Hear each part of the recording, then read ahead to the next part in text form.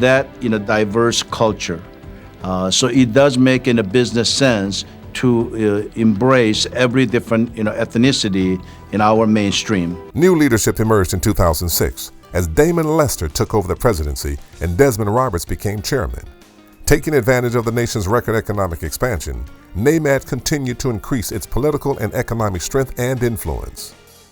State and federal government leaders, as well as leaders in the industry, accorded increased attention and respect, requesting NAMAD opinions on proposed rules and regulations. NAMAD leaders testified at congressional hearings.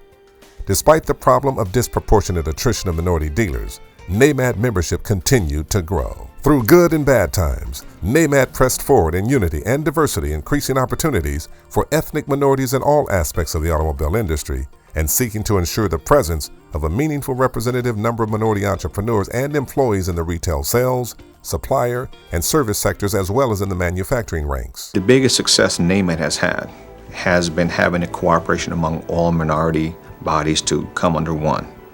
I know there's been talk of different organizations and separation and so on and so forth, but we have found when everybody speaks under one voice that is much beneficial. In our dealer body and in our dealer count, we are losing we are gaining as minorities, but we're losing as black dealers. And that is something that we as an associate have to address those issues. And so, yeah, there's going to be friction. And the thing that we have to always guard against is let's not tear up ourselves. In 2008, NAMAD honored its founding fathers, Bill Shack, Mel Farr, and Nate Conyers. Also gave the first Woman of the Year award to Miss Norma Ross. The forefathers, I respect them greatly. I admired them greatly, their tenacity, their fortitude, their pioneer spirit. Late in the year, the economy changed and the automobile sales were the first to be impacted by the emerging crisis. It was clear from the beginning that the scope of the challenge was national and soon became international. The origins were not in the automobile industry, but automobile sales were the first indicator that the economy was in serious trouble even before the housing, mortgage, and building sectors showed the downturn.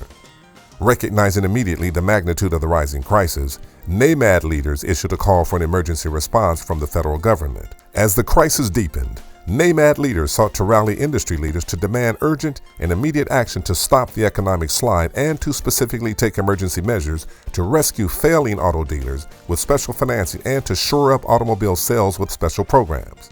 Unfortunately, not all of NAMAD advice was heeded, and the Cash for Clunkers initiative was one of the few results. For a while that helped, but clearly it was insufficient and the downturn went deeper. The survival of American automobile manufacturers became precarious. NAMAD was out front leading the charge to rescue the American manufacturers. NAMAD reasoned that its members would be again disproportionately and negatively impacted if the domestic automobile manufacturers were allowed to collapse into uncontrolled bankruptcy. The American manufacturers have survived and NAMAD helped the process. NAMAD was active, NAMAD was aggressive, NAMAD was present when decisions were made, and the NAMAD voice was heard.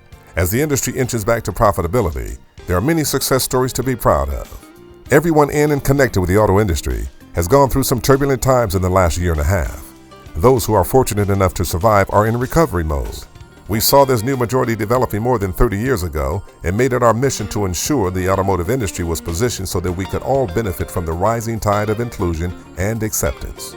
NAMAD leadership continues its commitment to promote diversity. We welcome NAMAD new chairman, Jose Pozos. NAMAD's goal today has been leading its members into key strategic battles as the association continues its fight for minority dealers to better economic times.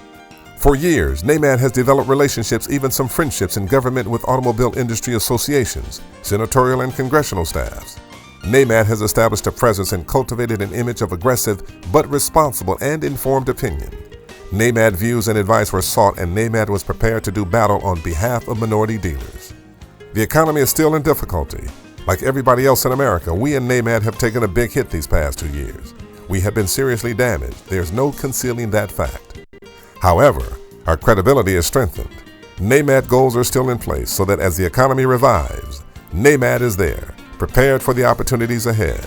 We are looking ahead. We hope that you all are too. The great actor Morgan Freeman quoted Denzel Washington as having said of his remarkable career, "Success is the convergence of opportunity with preparation." We are NAMAD.